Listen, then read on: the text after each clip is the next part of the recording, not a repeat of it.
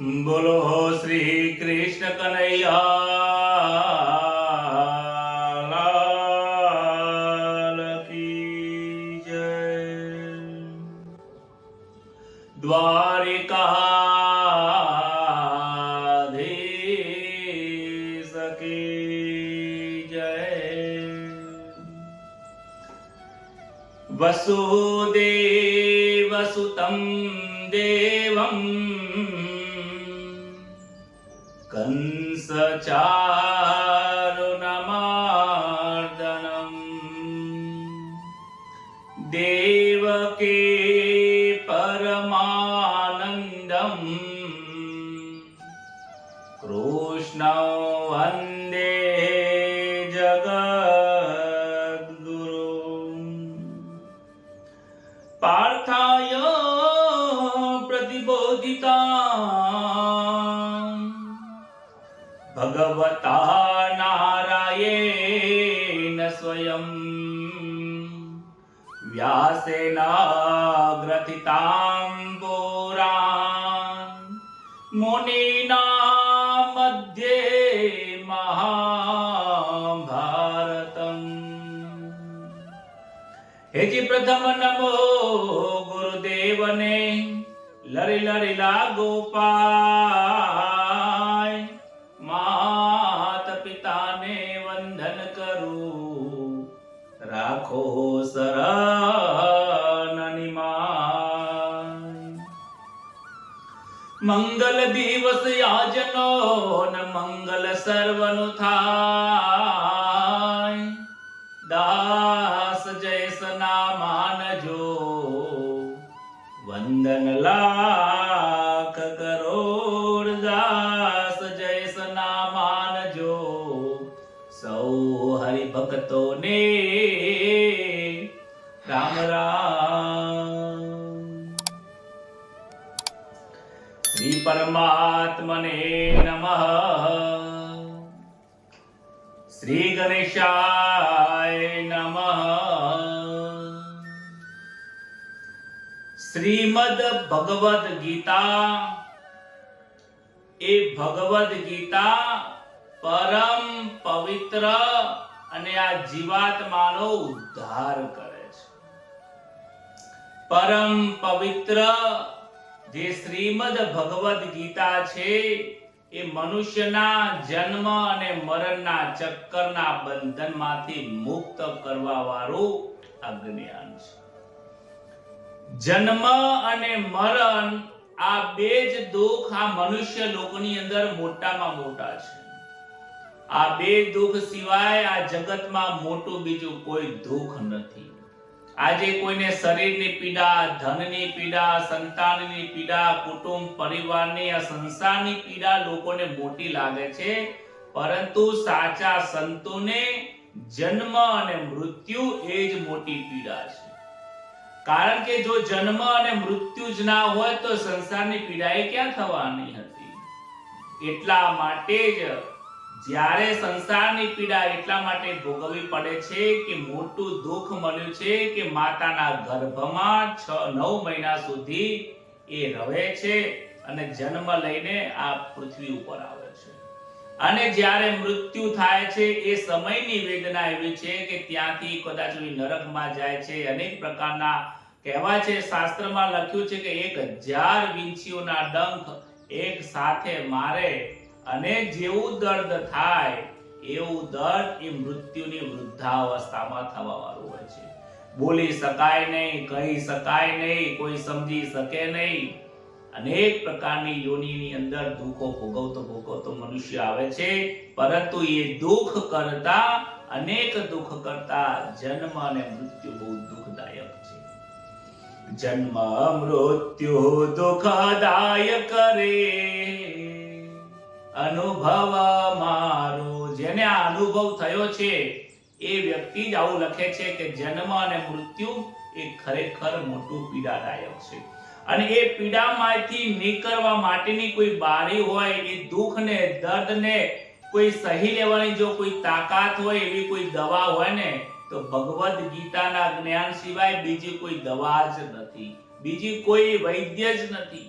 સદગુરુ મહારાજ એક એવા વૈદ્ય છે જે ભગવદ્ ગીતાનું જ્ઞાન આપણને ઘરે દરરોજ મળે છે અને એ જ્ઞાન પ્રાપ્ત કરીને આ જીવાત્મા જન્મ અને મૃત્યુના દુઃખમાંથી છૂટી શકે છે. અર્જુન આજે દુઃખી થાય છે અને ભગવાન એને શ્રી કૃષ્ણ ઉપદેશ આપે છે અને ભગવદ્ ગીતાનો ઉપદેશ આપીને એને એવો ઉપદેશ આપે છે કે હે અર્જુન, તું એવું જ્ઞાન પ્રાપ્ત કર જે જ્ઞાનને પ્રાપ્ત કર્યા પછી તારે જન્મ અને મરણના બંધનમાં ફરીથી આવવું ન પડે. આવું આ જ્ઞાન છે. ભગવદ્ ગીતાને જે સાંભળે છે, જે જીવનમાં ઉતારે છે, એમાં આનંદમાં જે રમણ કરે છે, ભગવદ્ ગીતાના મોજમાં જે ફરે છે, એમની આનંદની પ્રાપ્તિ કરે છે, એ આનંદનો શબ્દોમાં વર્ણન થઈ શકે એવું નથી. અર્જુનને વિષાદ થયો છે, અનેક પ્રકારનું જ્ઞાન પીરસ્યું છે, કર્મયોગ, જ્ઞાન યોગ, ભક્તિ યોગ, ધ્યાન યોગ, અને હવે અહીંયા જ્ઞાન વિજ્ઞાનનો યોગ પણ એને આપ્યો છે. પ્રકૃતિની રચના કેવી રીતે થઈ છે, આ જીવાત્મા મને ભૂલીને કેવી રીતે આ જીવ ભાવ બની ગયો છે, એના કારણો કયા કયા છે, કયા અહંકારના કારણે, કઈ પ્રકૃતિના કારણે આ જીવાત્મા મારાથી અલગ થઈ ગયો છે.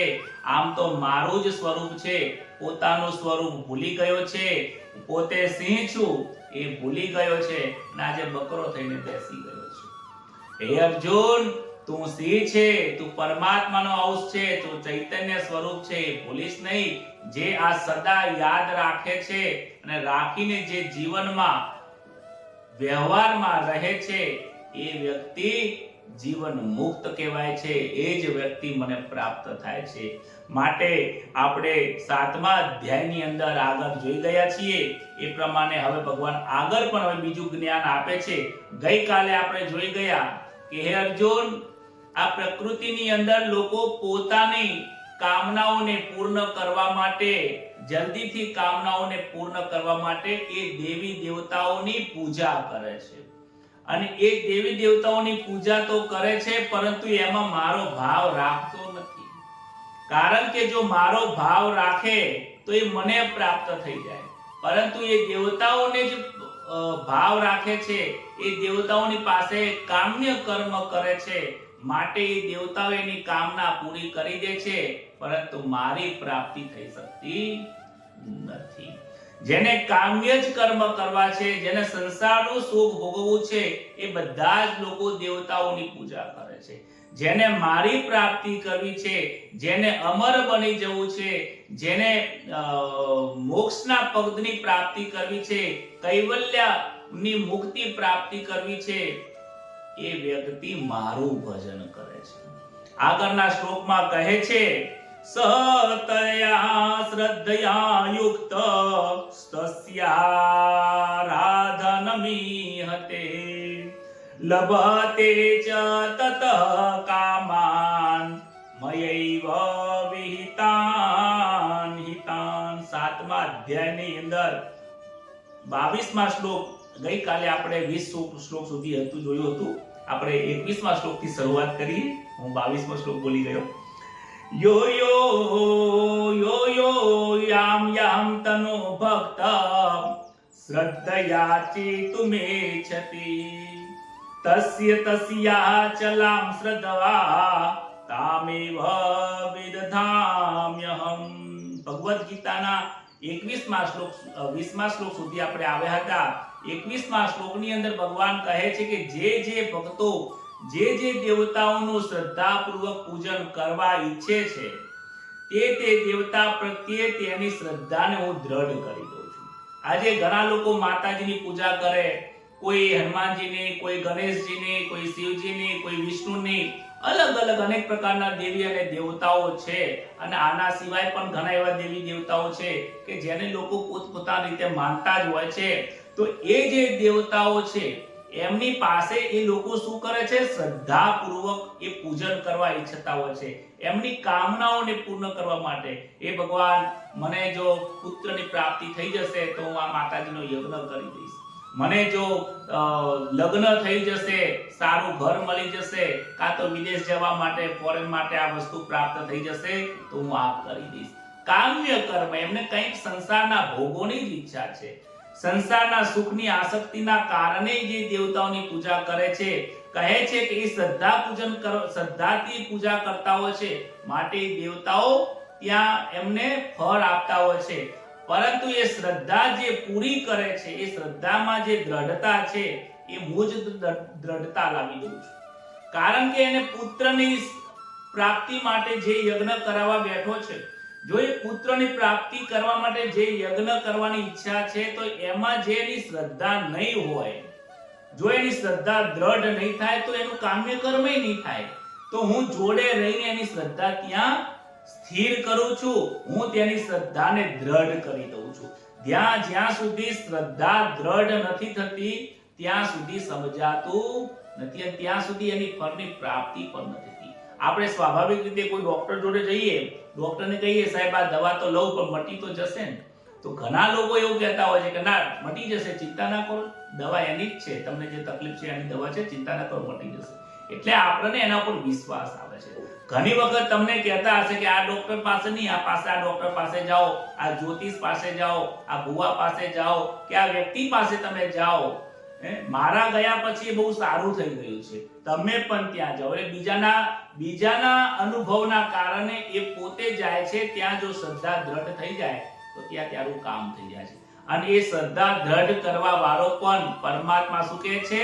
શ્રી કૃષ્ણ કહે છે કે હે અર્જુન, એના મનની અંદર શ્રદ્ધાને દ્રઢ કરવા વાળો પણ હું જ છું. આગળના શ્લોકની અંદર કહે છે સતયા શ્રદ્ધયા યુક્ત સસ્યારાધનમીયતે લભતે ચ તત કામાન મયૈવ વિહિતાનતામ. એ મારા દ્વારા દ્રઢ કરાયેલી, શું કહે છે? જે શ્રદ્ધા દ્રઢ થાય છે, જેનામાં થાય છે, જે દેવી દેવતામાં એની શ્રદ્ધા દ્રઢ થાય છે, એ મારા દ્વારા જ થાય છે. પાછું એ પરમાત્મા છે એટલા માટે જ થાય છે. જો હમણાં મૃત્યુ પામેલો વ્યક્તિ હોય એમાં શ્રદ્ધા દ્રઢ તો કરાવો. ગમે તેટલા તમે જાદુ મંત્ર કરી દેશો પણ એ ઊભો થવાનો નથી, તમારામાં કોઈ શ્રદ્ધા જાગવાની નથી. આખો સોનાથી મઢી દો તો પણ એ ઊભો થાય નહીં. કેમ? એનામાં એ ચેતન તત્વ રહ્યું જ નથી. એટલે પરમાત્મા કહે છે કે એ શ્રદ્ધાને દ્રઢ કરવા વાળો હું જ છું.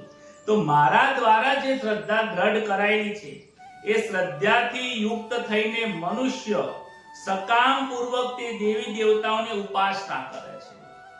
એ શ્રદ્ધા સ્વરૂપ હું એના મનની અંદર બિરાજમાન છું, એટલે જ એ સકામ ભાવથી ત્યાં દેવતાઓની પૂજા કરે છે, અને ત્યાં તેની કામના પણ પૂર્ણ થઈ જાય છે. પરંતુ કામના પૂર્તિ મારા વિહિત કરેલી જ હોય છે. હવે શ્રદ્ધા દ્રઢ કરવા વાળો પણ હું છું, અને જે દેવતામાં શ્રદ્ધા દ્રઢ થાય છે, એ દેવતા દ્વારા તને જે સંતાનની પ્રાપ્તિ થાય, કે પતિ પત્ની મળી જાય, લગ્ન થઈ જાય, જે તારી કામનાઓ પૂર્ણ થાય છે, એ દેવતાની અંદર શક્તિ તો મારી જ હોય છે. ખૂબ સમજવાની જરૂર છે. આજે લોકો દેવતાઓને માને છે પણ પરમાત્માને નથી માનતા. ગ્રહોને માને છે, દેવી દેવતાઓને, મહાદેવજીને, વિષ્ણુને, અલગ અલગ ઘણા બધા દેવતાઓ છે આપણા શાસ્ત્રમાં, અને બધા દેવતાઓને કાર્ય સોંપવામાં આવ્યું છે. હોય ને કે કોઈ સરકારી નોકરી કરતા હોય તો દરેક વિભાગને અમુક દરેક વિભાગને એક મોટા વિભાગ દ્વારા, મતલબ નરેન્દ્ર મોદીએ નાના દરેક વ્યક્તિને કહી દીધું હોય કે તમારા વિભાગની અંદર, નાણાં મંત્રીની અંદર આટલા જ પૈસા ખર્ચવાના, કૃષિની અંદર આટલા પૈસા ખર્ચવાના, આરોગ્યની અંદર આટલો જ ખર્ચો કરવાનો, અને તમારે રક્ષા માટે આટલો ખર્ચો કરવાનો. દરેકને પોતપોતાની રીતે એમને ફળ આપવા માટે એક લિમિટ બાંધી દીધેલી છે કે તમે આટલા સુધી કર્મનું ફળ તમે આપી શકો છો. એ પ્રમાણે દરેકની એક હદ હોય છે. દેવતાઓ હદ સુધીના હોય છે, અને પરમાત્મા અનહદ હોય છે. તમે જે દેવતાઓની પૂજા કરશો તો ત્યાં તમારે અમુક ઈચ્છાઓ પૂરી થશે, અમુક ઈચ્છા તમારે ત્યાં નહીં પણ પૂરી થાય. કેમ? કારણ કે એ એનાથી પછી પર થઈ જાય છે, પછી બીજા કોઈ દેવતા જોડે જાય, પછી ત્રીજા કોઈ દેવતા જોડે જાય. એટલા માટે મનુષ્ય શું કરે છે? કામનાઓને ભોગવવા માટે જગ્યાએ ફર કરે છે. એટલે કે છે કે આ ભગવાન છે એ જ્ઞાન આપવા વાળા છે, આ ભગવાન આ માતાજી પૈસા આપવા વાળા છે, આ જે ભગવાન છે એ બુદ્ધિ આપવા વાળા છે, આ ભગવાન છે એ દુઃખના હરતા છે. પરંતુ એ વિચાર નથી કરતા કે આ દેવતાઓમાં જેની તાકાત રહેલી છે ને એ પણ ઈશ્વરની તાકાત રહેલી છે. તારા તું જ્યારે દેવતા પાસે જાય છે, જે શ્રદ્ધાથી જાય છે, એ શ્રદ્ધા પણ પરમાત્મા છે, અને જે દેવતા તની શ્રદ્ધા પ્રમાણે ફળ આપે છે એ પણ એની સત્તાથી જ આપે છે. પરમાત્માની સત્તા વિના કોઈ પણ દેવતાઓ કાંઈ પણ કાર્ય કરી શકતા નથી. મોટી કંપની હોય ને તો કંપનીઓમાં દરેક વ્યક્તિને એક વ્યવસ્થા આપેલી હોય. તો દરેક 9 ગ્રહો છે, ઇન્દ્ર છે, ગંધર્વ છે, બ્રહ્મા, વિષ્ણુ, મહેશ, 3 દેવીઓ છે, બીજા બધા દેવતાઓ છે, એ બધા જ દેવતાઓ શું હોય છે? પરમાત્માના હાથ નીચે કાર્ય કરવા વાળા હોય છે. પરમાત્માથી પર નથી થઈ જતા. પરમાત્મા અને ઈશ્વર ને ભગવાનથી પર આ જગતમાં કોઈ છે નહીં, અને ત્યાં કશું છે પણ નહીં. એટલા માટે કહી શકે છે કે તમે જે શ્રદ્ધા ઉપાસના જે દેવતામાં દ્રઢ થાય છે એ દેવતાઓ એટલી હદ સુધી ફળ આપવા માટે સક્ષમ હોય છે. અવ અંતવત્તુ ફલમ તેસામ તદભવ તદભવત્યલ્પમેધસામ દેવાન દેવયજો યાન્તે મદભક્તા યાન્તિ મામપી. જો સકામ કર્મ અને નિષ્કામ કર્મ બે વસ્તુ રહેલી છે, એ આગળના શ્લોકમાં આવશે, આપણે આ જોઈ લઈએ. પરંતુ એ અલ્પ બુદ્ધિ વાળા મનુષ્યને ભગવાન કોણ? પરમાત્મા કહે છે. શ્રી કૃષ્ણ શું કહે છે? એ અલ્પ બુદ્ધિ વાળા મનુષ્યને તે દેવતાઓનો આરાધન આપવા વાળું ફળ તો મળે છે, પરંતુ એ ફળ કેવું હોય છે? નાશવંત હોય છે, નાશવાન હોય છે, અંત વાળું ફળ મળે છે. દેવતાઓનું પૂજન કરવા વાળા દેવતાઓને જ પ્રાપ્ત થાય છે, મારો ભક્ત મને પ્રાપ્ત થાય છે. આમાં ભગવાને પૂરી પ્રક્રિયા બતાવી દીધી છે કે તમે કામનાની સાથે જે પણ તમારી મનોકામના છે, મનોકામના પૂર્ણ કરવા માટે તમે જે દેવી દેવતાઓ પાસે જાઓ છો, એ દેવી દેવતાઓની શક્તિ મારા આધારેથી જ એ તમને કાર્ય કરતા હોય છે. પરંતુ એ કામ્ય કર્મ હોવાથી સંસારના ભોગોની ઈચ્છા પ્રાપ્તિ, સુખો ભોગવાની જે કામના છે એ તમે દેવી દેવતા પાસે માંગો છો, એ દેવી દેવતાઓ તમને આપી પણ દે છે, પરંતુ એ જે પ્રાપ્ત ફળ થાય છે એ અંત વાળું હોય છે. માન લો કે તમે કોઈ પત્ની માંગી તો લગ્ન થઈ ગયા, પણ બીજી વખત છૂટાછેડા થવાની સંભાવનાઓ પણ વધી જાય છે, કાં તો પછી નાશવંત હોય છે, એક દિવસ એનું મૃત્યુ થવાનું જ છે. પૈસા માંગ્યા, નોકરી માંગી, ધંધો માંગ્યો, સારો નોકરી ધંધો તમને મળી પણ ગયો, પણ એવું જરૂરી નથી કે હંમેશા માટે રહેવાનું છે. એ નાશવંત છે, એ હદ વાળું છે, એ ગમે ત્યારે જઈ પણ શકે છે. ઘણી વખત તમે જોજો કથાની અંદર કે તમે કોઈની પાસે તમે કોઈ રાજાએ વ્રત કરે, જપ કરે અને ઈશ્વરની કામ્ય કર્મ માટે કોઈ ઈચ્છા કરે કે પુત્રની પ્રાપ્તિ માટે મારે આ યજ્ઞ કરવો છે, કે પુત્રની પ્રાપ્તિ માટે કોઈ ઋષિ પાસે જાય અને એના કિસ્મતમાં ના હોય તોય કોઈ ઋષિ એના કિસ્મત દ્વારા કોઈ ફળ આપી દે. તમે જોજો કોઈ એવી કહાણીમાં એવું આવતું હશે કે એ છોકરો એને પ્રાપ્ત થઈ જાય અને થોડા દિવસ પછી મૃત્યુ પામી જાય. અધિક માસની અંદર આવી એક કથા આવે છે કે એને બાળક મળી જાય છે, પણ બાળક થોડા દિવસ પછી મૃત્યુ પામે છે, કારણ કે એના કિસ્મતમાં બાળક નહોતું, પરંતુ ઋષિના આશીર્વાદથી એને પુત્રની પ્રાપ્તિ થઈ ગઈ. દેવતાઓની કૃપાથી એને પુત્રની પ્રાપ્તિ થઈ ગઈ, પણ 20 વર્ષે 25 વર્ષે એ છોકરો પછી મૃત્યુ પામી જાય છે.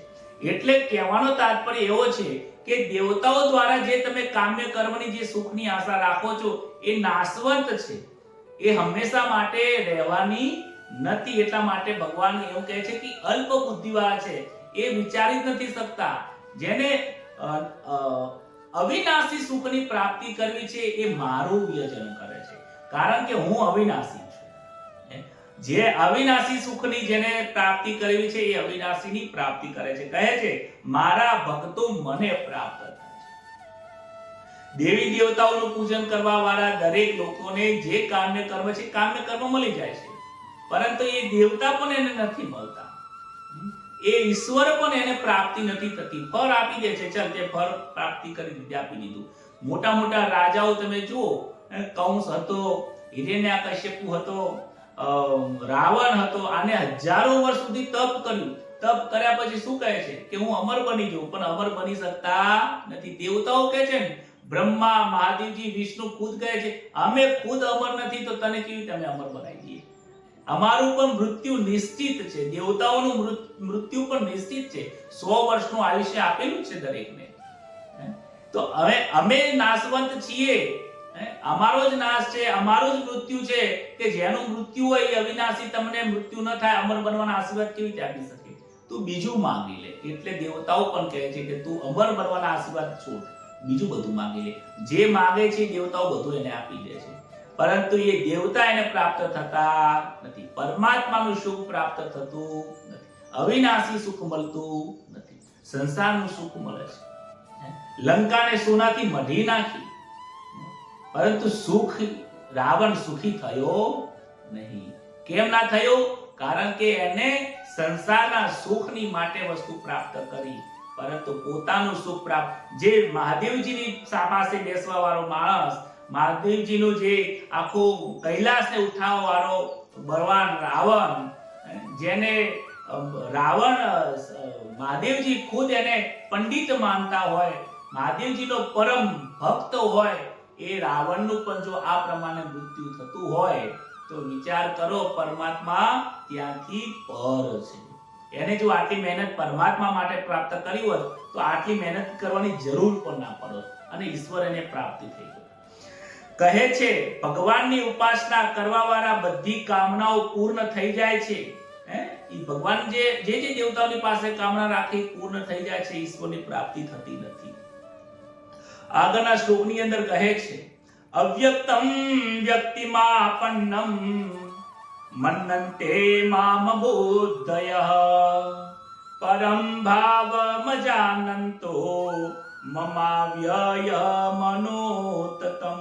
24મા શ્લોકની અંદર ભગવાન કહે છે બુદ્ધિહીન મનુષ્યો મારા સર્વશ્રેષ્ઠ અવિનાશી પરમ ભાવને ન જાણીને અવ્યક્ત એટલે કે મન ઇન્દ્રિયોથી પર મને સચ્ચિદાનંદ ઘન પરમાત્માને મનુષ્યની જેમ શરીર ધારણ કરવા વાળો માને છે. આજના લોકો પરમાત્માને માનતા જ નથી, ઈશ્વરને માનતા જ નથી. શું માને છે? કે દેવી દેવતાઓને જ માને છે. આમાં દેવી દેવતાઓને ન માનવા જોઈએ એવો આનો અર્થ થતો નથી. આમાં દેવી દેવતાઓની નિંદા થતી નથી, પણ કહે છે કે તમને મોટા નરેન્દ્ર મોદીની જ્યાં ઓળખાણ કરવાનો મોકો મળતો હોય અને એક એના નીચે હાથ નીચે કામ કરવા વાળા કોર્પોરેટરના અને નાના નાના મંત્રીઓ કે સીએમ ની ઓળખાણ થતી હોય, પહેલી ઓળખાણ તમે કોની પ્રાપ્ત કરશો? કે જ્યાંની ઓળખાણ કર્યા પછી કશું પ્રાપ્ત કરવાની જરૂર રહેતી જ નથી.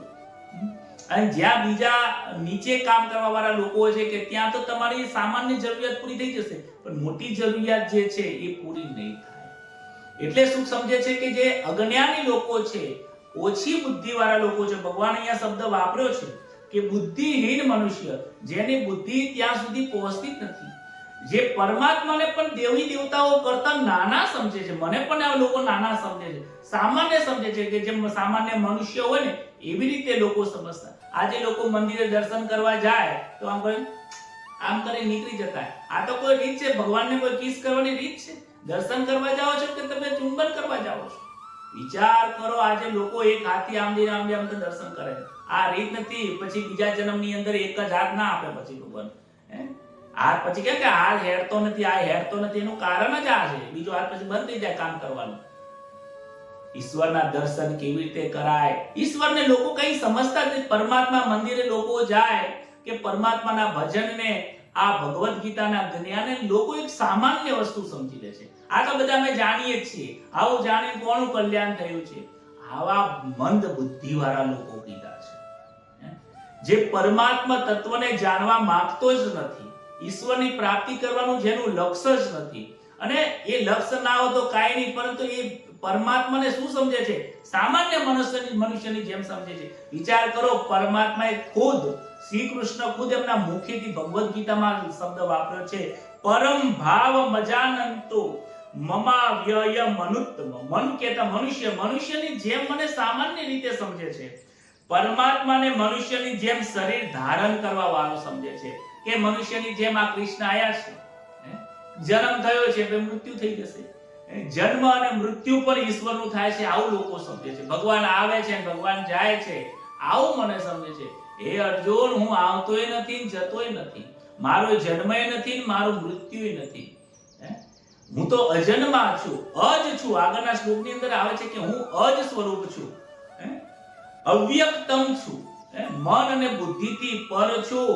અલ્પમતિ વાળા મનુષ્યો હોય છે જેઓ દેવતાઓને શરણે જાય છે, પણ દેવતાઓની અંદર મારો ભાવ કરતા નથી કે આ પરમાત્માનું સ્વરૂપ છે. ઘણા લોકો તમે જો વ્યવહારમાં અમે કોઈને કશું માનતા નથી, હું તો મારા મા બાપને ભગવાન માનું છું. સાચી વાત છે, ખોટી વાત નથી. સગુણ ભક્તિ છે, આગળના શ્લોકમાં આવશે સગુણ ભક્તિ. પણ પોતાના મા બાપ ભગવાન અને બાજુવાળા જે લોકો છે, પોતાની પત્ની છે, પોતાના છોકરાઓ છે, તમારા કુટુંબના લોકો છે, એ બધા તમારા દુશ્મન. જે મા બાપમાં ભગવાન જોવે છે તો એ બીજાના અંદર પણ ભગવાન દેખાય તો જ એ ભગવાન જોવાનું ફળ મળે છે. મા બાપમાં ભગવાન જોવે, પત્નીમાં જો લક્ષ્મીજી ન દેખાય, પોતાના છોકરાની અંદર કૃષ્ણ લાલો ન દેખાય, તો પછી મા બાપની ગમે તેટલી સેવા ભગવાન માનીને કરે ને, મને એમ નિરર્થક લાગે છે. કારણ કે જો ત્યાં જો પરમાત્મા સગુણ ભક્તિમાં દેખાતા હોય ને તો સગુણમાં બધાના અંદર રહેલા છે. જે તમારા મા બાપની અંદર વસ્તુ રહેલી છે એ જ તત્વ, એ જ વસ્તુ મારા મા બાપની અંદર છે. મારામાં છે, તમારામાં છે, તમારામાં છે, મારામાં છે, તમારામાં, મારામાં જે છે આ સમગ્ર સંસાર દરેક પ્રાણીઓમાં છે. ચાહે જીવ જંતુ હોય તો પછી કોઈને મારવાની ઈચ્છા પણ ન થવી જોઈએ, કોઈને દુઃખ લાગે એવું બોલવું પણ ન જોઈએ. આ સગુણ ભક્તિ છે. આગળના શ્લોકની અંદર આવે છે, કહે છે અલ્પ બુદ્ધિ વાળા મનુષ્યો જેવો હોય છે એ ભગવાનને દેવતા જેવા પણ નથી માનતા, પરંતુ સાધારણ મનુષ્યની જેમ જ માને છે. એવું માને છે કે અમે જ સર્વોપરી છે, હું જ મોટો છું. રાવણ કહેતો તો હું જ મોટો છું, મારા સિવાય બીજું કોઈ મોટું છે જ નહીં. કંસ કહેતા હતા કે હું જ મોટો દેવ છું, બીજો કોઈ દેવ છે જ નહીં. હિરણ્યકશ્યપુ કે મારું જ નામ તારે લેવાનું, તારે બીજાનું નામ લેવાનું નહીં, હું જ હરિ છું, હું જ વિષ્ણુ છું, બીજો કોઈ આ જગતમાં વિષ્ણુ છે જ નહીં. ભલે આજના જગતમાં આવો કોઈ ન બોલતા હોય, પણ પૈસાના મદમોહ, એક 5 વર્ષના અંદર એક 5 વર્ષ માટે નેતા બની જાય અને એ સમય દરમિયાન હારા ખોટા થતા કર્મો, એક નાની સરકારી નોકરીમાં એક પદ મળી જાય અને એ પદનો દુરુપયોગ કરીને લોકોને દુખી કરવા, એટલે મતલબ અહંકાર એક આવી જો પોતાની અંદર, હું જ કાંઈ છું, બીજું આ જગતમાં કાંઈ છે નહીં. આવા અહંકારી લોકો તો મારા કરતા આગળ વધી જાય છે અહંકાર પ્રાપ્ત કરીને, પરંતુ શું થાય છે? તેનો વિનાશ થાય છે. કહે છે બુદ્ધિમાન મનુષ્યો તે હોય છે જે ભગવાનના શરણે જાય છે અને ભગવાનને સર્વોપરી માને છે. આ બુદ્ધિમાનનો અર્થ થાય છે જે પરમાત્માને સર્વોપરી માને. આ જગતમાં ઈશ્વર છે એ જ પરમાત્મા, એ બુદ્ધિમાન છે. પરંતુ જે પરમાત્માને સર્વશ્રેષ્ઠ માનતો નથી, પોતાને સર્વશ્રેષ્ઠ માને છે અને બીજા દેવતાઓને સર્વશ્રેષ્ઠ માને છે, એમાં રહેલા જે તત્વ છે, એની જે પરમાત્માની શક્તિ છે, એને એ ઓળખતો નથી, એને મંદ બુદ્ધિ વાળો કહ્યો છે. એટલે જ કહે છે આગળના શ્લોકની અંદર, કહે નાહમ પ્રકાશ સર્વસ્ય યોગ માયા સમાવૃત મૂઢોયમ નાભિજાનાતિ લોકો મામ જમવ્યયમ. આવા અલ્પ બુદ્ધિ વાળા લોકો કેમ છે? લોકો દેવી દેવતાઓને સર્વોપરી માને છે, પોતાની જાતને અહંકારે સર્વોપરી માને છે. આ જગતમાં પરમાત્માની જેની સત્તા રહેલી છે, જેની પાસેથી કામ્ય કર્મ પૂરા તમારા થાય છે, એની જે શક્તિને, એ શક્તિ સ્વરૂપને, એ પરમાત્મા ચૈતન્ય તત્વને, તમારામાં રહેલા પરમાત્માના ચૈતન્ય તત્વને એટલા માટે એ નથી ઓળખી શકતો, એ મંદ બુદ્ધિવાળો એટલા માટે છે કે જે મૂઢ મનુષ્ય અજ અને અવિનાશી સારી રીતે નથી જાણતા, તે બધાની સામે યોગ માયાની સારી વડે આવૃત થઈને હું પ્રગટ થતો નથી. આવા લોકોની સામે હું પ્રગટ પણ થતો નથી. દુર્યોધન હતો, ભગવાન નથી દેખાતા એનું કારણ એક જ છે, કારણ કે યોગ માયાની શક્તિ વડે એ અદ્રશ્ય રહે છે, એ દેખી નથી શકાતા. હોય છે ખરી પરંતુ દેખાતા નથી. એનું એક તમને ઉદાહરણ આપું. તમે ગાડીમાં બેઠા હોય, તમે કોઈ ગાડીમાં બેઠા હોય, પછી ગાડીની બહાર એક તમને ખબર હોય કે ગાડીના કાચને કાળા કલરની પટ્ટી મારી દેવામાં આવે, ફિલ્મ પટ્ટી મારી દેવામાં આવે બ્લેક કલરની. એટલે શું થાય કે તમે ગાડીમાં બેઠા હોય તો બહાર તમને બધું દેખાય. તમે અંદરથી જોશો તો બહાર દેખાશે, બહારથી જોશો તો અંદર દેખાશે નહીં. બુદ્ધિમાન લોકો અંતરની અંદરથી અંદરના પ્રકાશથી બહાર પરમાત્માને જોતા હોય છે, એમને દેખાય છે, એમને કોઈ નડતું નથી. પરંતુ જે બુદ્ધિમાન નથી, જે જ્ઞાની નથી, જે મૂઢ મનુષ્ય છે, પામર વ્યક્તિ છે, એને આ સંસાર જ દેખાય છે. કેમ? એની આંખની આગળ કાળા કલરની પટ્ટી વાગી જાય છે. માયાના એટલે કે યોગ માયાના કારણે હું પ્રગટ થઈ શકતો નથી, એ જોઈ નથી શકતા. અને હું પ્રગટ થવા માંગતોય નથી કે જે મારું ભજન ના કરે, જેને મારી પ્રાપ્તિ ના કરવી હોય, એ તો પછી હું એમની સામે પ્રગટ થઈને શું કરું? અને પ્રગટ થવું ને તો એ મને ઓળખી પણ ના શકે. અને તમને એનું એક ઉદાહરણ આપું. ભગવાન સાક્ષાત પ્રગટ થયા હતા, પરંતુ દુર્બુદ્ધિ વાળો માણસ, અજ્ઞાની પુરુષ એ નથી સમજી શકતો. એનું કારણ કહું, ભગવાન શ્રી કૃષ્ણ દુર્યોધનને સમજાવવા ગયા. હે દુર્યોધન, તું ધૃતરાષ્ટ્રને સમજાવે છે કે ધૃતરાષ્ટ્ર, આ છોકરો છે એ તો નહીં ખબર પડે, પણ તમે તો રાજા છો, તમે તો સમજી શકો છો. પાંડવોનો જે વનવાસ હતો એ પૂર્ણ થઈ ગયો, અજ્ઞાતવાસ પૂર્ણ થઈ ગયો. હવે તમારા જે નિયમ હતો કે તમને અડધો ભાગ આપવામાં આવશે, તો હવે તમે અડધો ભાગ આપી દો. અને અડધો ભાગ ન આપે તો એક નગર આપી દો, જ્યાં એ લોકો રહી શકે, એમનું ગુજરાન ચાલી શકે. ત્યારે ધૃતરાષ્ટ્ર અને દુર્યોધન બંને કહે છે કે કૃષ્ણ, તમારા માટે અહીંયા 56 ભોગની તૈયારી કરે છે. આયા છો, ખાઓ પીઓ, મજા કરો, આનંદ કરો, અને તમારું કાર્ય કરીને અહીંયાથી તમે જઈ શકો છો. પરંતુ અમારા ભાઈઓના બખેડામાં તમે પડશો નહીં, અમારા ભાઈઓમાં વચમાં તમે પડશો નહીં. દુર્યોધનને ખૂબ સમજાવે છે.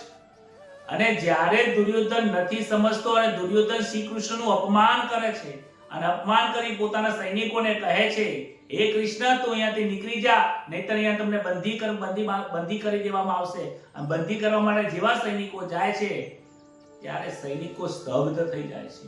દુર્યોધન પણ ત્યાં સ્તબ્ધ થઈ જાય છે. ભગવાનનું સુદર્શન ચક્ર જે ઉપાડી હાથમાં જોયું, તરત બધા જ હારી જાય છે. છતાં પણ એ નથી સમજી શકતો કે આ પરમાત્મા છે, આ ઈશ્વર છે, મને સમજાવાયો. આ જગતની અંદર મને નથી લાગતું કે રામે રાવણને સમજાવવા ગયા હોય, કે કોઈ મોટા દુશ્મનને કે કોઈ મોટા ખરાબ દુર્જનને ભગવાન સમજાવવા ગયા હોય. આ એક દુર્યોધન અને ધૃતરાષ્ટ્ર જ હતા કે શ્રી કૃષ્ણ સમજાવવા ગયા હતા. પરંતુ દુર્જનતા કેટલી બળવાન હોય છે, વિચાર કરો ને. દુર્જનતા, લોભ અને એ લોભ ને અંધકાર એ કેટલી ખોટી વસ્તુ બળવાન થઈ ગઈ હોય છે કે ભગવાન ખુદ સમજાવવા આવે તો સમજી નથી શકાતું. અને શ્રી અર્જુનને જુઓ, પાંડવોને જુઓ, જેમ જેમ જે શબ્દ વાપર્યો છે એ શ્રી કૃષ્ણના એક શબ્દ વાપર્યો છે. રાત્રે 2 વાગે કીધું, ચલો ચલો, દ્રૌપદી બધાને લોકોને કીધું, ઉભા થાઓ, ચલો આપણે ગંગાજીમાં નાહવા જવાનું છે. કોઈ એક શબ્દ નથી પૂછ્યો, અને બધા જ લોકો ગંગાજી રાત્રે 2 વાગે નાહવા જતા રહ્યા. દ્રૌપદીના 5 પુત્રો ત્યાં સૂતા હતા. દ્રૌપદીએ જગાડ્યા એમને, પણ એ જાગ્યા નહીં, અમારે તો સૂઈ રહેવું છે. અને એ સૂઈ રહ્યા, અને પછી આઈને એનું મૃત્યુ થઈ જાય છે. 5 પુત્રોને મારી નાખે છે. તાત્પર્ય વસ્તુ આવો છે કે જે ઈશ્વરની વાત માને છે એને મૃત્યુ તો આવતું નથી. જે ઈશ્વરનું વાત નથી માનતો, ઈશ્વરના વચને ચાલતો નથી, ઈશ્વરની વાતમાં જેને શ્રદ્ધા નથી, વિશ્વાસ નથી, એ મૃત્યુ તરફ ધકેલાઈ ગયો છે. એટલે તો કહી રહ્યા છે કે તેઓની સામે હું યોગ માયાની કારણે હું છૂપો રહું છું. સામાન્ય મનુષ્યની જેમ જ રહું છું. સાચા સંતો હોય ને, એ પણ જલ્દી દેખાય નહીં. બની શકે લેગો અને જપો પહેરતા હોય, લેગો જપો છોડો એ પેન્ટ શર્ટ પહેરતા હોય, ચડ્ડોય પહેરેલો હોય, નક્કી ના કહેવાય. કારણ કે એમની બુદ્ધિ, એમની જ્ઞાન, મેલા ઘેલા કપડા પણ ભરેલા હોય. પૈસાની સવગણ ના હોય તો કપડા ધોવાની સવગણ ના પણ હોય એમની પાસે. સાચા સંતોને જલ્દી ઓળખી નથી શકાતા. પરંતુ આજે તો ઇસ્ત્રી કરેલા ભગવા કપડા પહેરેલા હોય કે સફેદ કપડા પહેર્યા હોય, ત્રિપુંડ કર્યું હોય, માળા નાખેલી હોય, હાથમાં બધી માળાઓ ભરેલી હોય, એ બધા લોકો તેજી પગલા ગયા, સ્વામીજી આયા, મહારાજ આયા, મહારાજ આયા, મહારાજ આયા. હવે બહારના વેશથી જો ઓળખાણ સાચી વસ્તુની થઈ જતી હોય તો ઓળખાણનો મહિમા ક્યાં રહ્યો? તો દારૂડિયો હોય એ સંતોને ઓળખી દે, તો સાચા સંતોને ઈશ્વરની ઓળખાણનો મહિમા ક્યાં રહ્યો? પરમાત્મા કહે છે હું કદાચ પ્રગટ થાઉં તો પણ એ લોકો મને ઓળખી ન શકતા. મને કોણ ઓળખી શકે છે? મને મારા જેવા લોકો હોય ને એ જ મને ઓળખી શકે. મારા સિવાય કોઈને હરિના જન હરિ જેવા રે. જે લોકો મારા જેવા છે એ જ મને ઓળખી શકે છે. સજ્જન વ્યક્તિ સજ્જનને ઓળખી જાય, સંત સંતને ઓળખી જાય, પણ દુર્જન સંતને ક્યારે ના ઓળખે. તો આપણને વિચાર આવે તો કે સાચા સંતોને કેવી રીતે ઓળખવા? સાચા સંતોને ઓળખવા જવાની જરૂર નથી. સાચા સંતના લક્ષણો જીવનમાં ધારણ થઈ જાય તો પોતે સંત બની જાય છે. કપિલ મુનિ માતા દેવહૂતિને કહે છે કે માતા, સાચા સંતો તમે ખોરવા જશો તો નહીં મળે, કારણ કે જો દ્રષ્ટિ આપણી દ્રષ્ટિ દોષ દ્રષ્ટિથી ભરેલી છે, માટે બધામાં દોષ દેખાશે. આ ભાઈ તો પહેલા આવું કરતા હતા, આ સંત નથી. અહીંયા જોવા જાય તોય દોષ દ્રષ્ટિ, અહીંયા જાય તોય દોષ દ્રષ્ટિ. કેમ?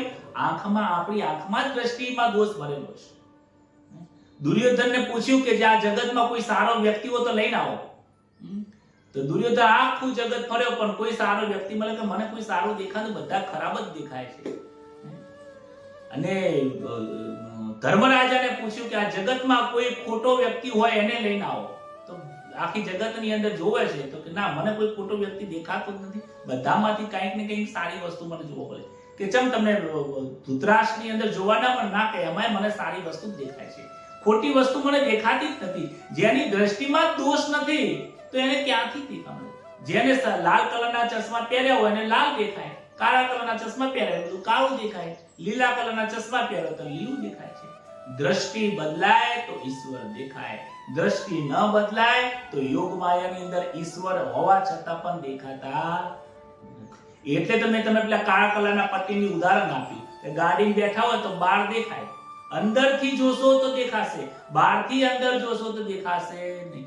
ઈશ્વરને જોવા માટે અંતરાત્મા પરમાત્મા ચૈતન્ય સ્વરૂપ અંતરથી, અંતરના ગુરુના અંતરમાં રહેલું જ્ઞાન, અંતરમાં રહેલો જે પ્રકાશ, એના વડે સંસારમાં તમે જોવા જશો તો તમને ઈશ્વર જોવાશે.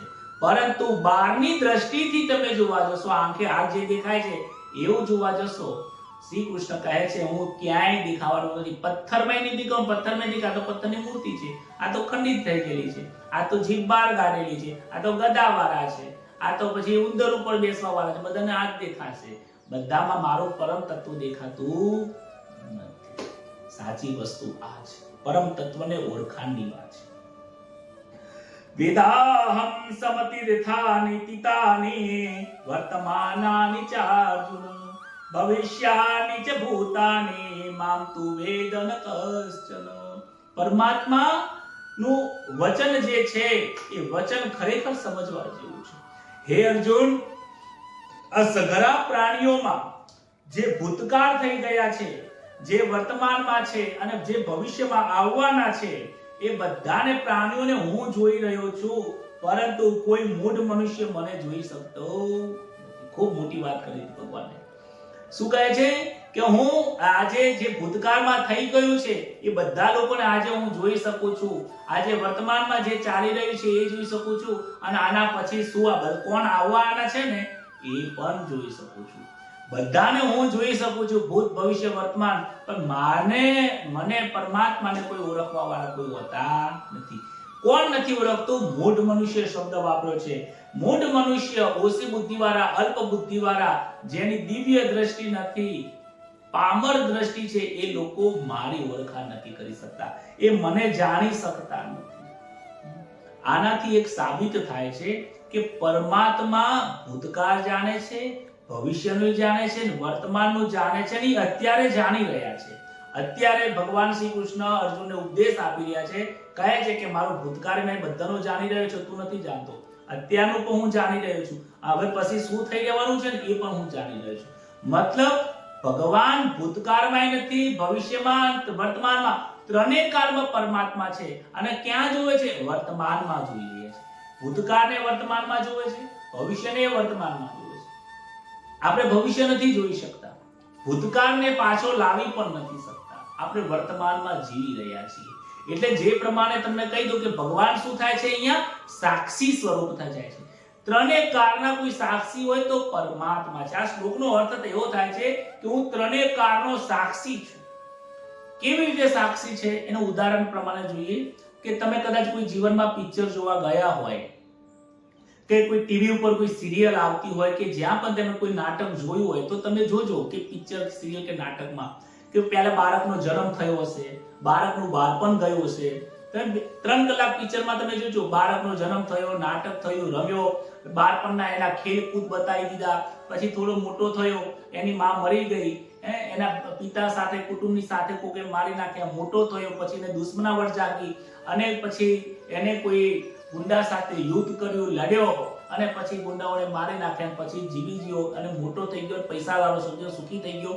આવી આખી બાળપણથી મોટી સંઘર્ષ ભરેલી ઘટના બતાવે અને છેલ્લે એ કાં તો સુખી થઈ જાય, કાં તો પછી છેલ્લે પણ એનું મૃત્યુ થઈ જાય. જન્મથી લઈને મૃત્યુ સુધી બધી ઘટનાઓ તમે એ પિક્ચરમાં જોઈ લીધી. હવે અહીંયા બેઠા બેઠા તમારામાં કઈ ફરક પડતો નથી, તમારામાં કોઈ ભૂતકાળ ને ભવિષ્યકાળ કઈ થતું નથી. તમે વર્તમાનમાં બેઠા છો. સામે જે ચિત્ર છે એ ચિત્રનું તમે ભૂતકાળ પણ જોઈ લીધો, તમે વર્તમાન પણ જોઈ રહ્યા હતા અને ભવિષ્યમાં શું થવાનું છે ને, હવે શું થશે, આવું થશે, હવે આવું થશે, આવું. તમે બેઠા વર્તમાનમાં બેઠા બેઠા એ છોકરાનું ભવિષ્ય પણ જોઈ રહ્યા છે. હવે આ લોકો આવશે, હવે આ એને મારવા જશે. તમે સાક્ષી છો અને પેલો જે છે એને તમે જાણવાવાળો છો. હકીકતમાં શું છે કે જે સામે દેખાય છે એ ખોટું છે. ન એ ભૂતકાળ છે, ન ભવિષ્ય છે, ન એનું વર્તમાન છે. સામે ખાલી પડતો જ છે, બાકી કઈ છે જ નહીં. પરંતુ તમે આખી ઘટના જોઈ રહ્યા છો. ભૂતકાળે જોયો, વર્તમાને જોયો અને ભવિષ્યમાં શું થવાનું છે ને એ પિક્ચરમાં જોતા જોતા તમારું મન કામ કરતું હોય. એવી જ રીતે તમે જેમ સાક્ષી પિક્ચરના હતા, એવી રીતે આ જગતના પિક્ચરના સાક્ષી ઈશ્વર છે. હું બધું જાણી રહ્યો છું, પણ એ જે પિક્ચર તમને નથી ઓળખી શકતો, એ પિક્ચરના જે નાટકના પાત્રો છે એ તમને ઓળખતો નથી, પરંતુ તમે એને ઓળખી રહ્યા છો. એનું ભૂતકાળ અને વર્તમાન બધું જોવા વાળા છો. તમે સાક્ષી છો. એવું આ જગત એક નાટક છે. આ વ્યવહારો એક એવું રંગમંચ છે જે આપણે નાટકો ભજવી રહ્યા છીએ. આજ બાપા જોડે ભજવીએ છીએ, કોક વખત પછી એનો છોકરો થઈને આવશે, કોક વખત બાપ એનો દાદા એનો છોકરાનો છોકરો થઈને આવશે, પુત્ર બનીને આવશે, કોઈ બહેન બનીને આવશે. એ બહેનને બહેન પાછો કર્મ ભોગવવા માટે બીજા જન્મમાં પત્ની પણ બનીને આવી શકે છે. આ જન્મની અંદર એવા નાટકો ભજવાઈ રહ્યા છે કે સારું છે આપણે બધું ભૂલી જઈએ છીએ. જો યાદ હોત ને તો કેટલું બધું દુખી પ્રાપ્ત થતું કે આ જે છોકરો આવ્યો છે મારો દુશ્મન છે, આ જે છોકરો આવ્યો છે ને એ મારો દાદા છે, આ જે છોકરી આવી છે એ મારી પત્ની હતી, કોઈ મારી બહેન હતી. આવા જો વિચારો હોત તો આપણું આ જીવન કેવું હોત. એટલે આપણે આ મનુષ્ય લોકની અંદર જેવો જન્મ થાય છે એટલે આ બુદ્ધિની શક્તિ છે એ મરી જાય છે, પરંતુ વાસનાઓ રહી જાય છે. કારણ કે વાસનાના કારણે જન્મ થાય છે. શત્રુની વાસના છે તો છોકરો શત્રુ બનીને આવશે.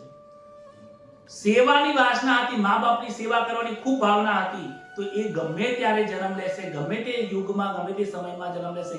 એ વાસના, સેવા કરવાની વાસના પૂરી કરવા માટે આવશે, તમારી સેવા કરી જશે. ક્યારેક દુઃખ આપીને પણ જશે. 4 પ્રકારના પુત્રો કીધા હતા જે આપણે ભાગવતમાં જોઈ ગયા હતા. કોઈ સેવા કરવા વાળો આવે છે, કોઈ દુખી કરવા વાળો આવે છે, કોઈ નામ પોતાનું સન્માન તોડવા માટે આવતો હોય છે. આવા 3-4 પ્રકારના પુત્રો કીધા છે. એવી રીતે કહે છે કે તું સાક્ષી છે. ચૈતન્ય તત્વ તારામાં બેઠો છે, તું સાક્ષી સ્વરૂપ જ છે, પણ પોતાના સ્વરૂપને ભૂલી ગયો છે. એટલા માટે તારામાં અહંકારના કારણે પોતાના સ્વરૂપને ભૂલી ગયો. હું ઈશ્વર છું, પણ સામાન્ય લોકો શું સમજે છે કે આ સામાન્ય મનુષ્ય છે, મને કોઈ ઓળખી શકતા નથી. હું બધાને ઓળખું છું, પણ મને લોકો કોઈ ઓળખતા નથી. સાધારણ મનુષ્યનો જન્મ અને મરણ જેવું થતું હોય છે, એવું મૂઢ મનુષ્યની મારો થતો હોય એવું એવી રીતે આ લોકો સમજતા હોય છે.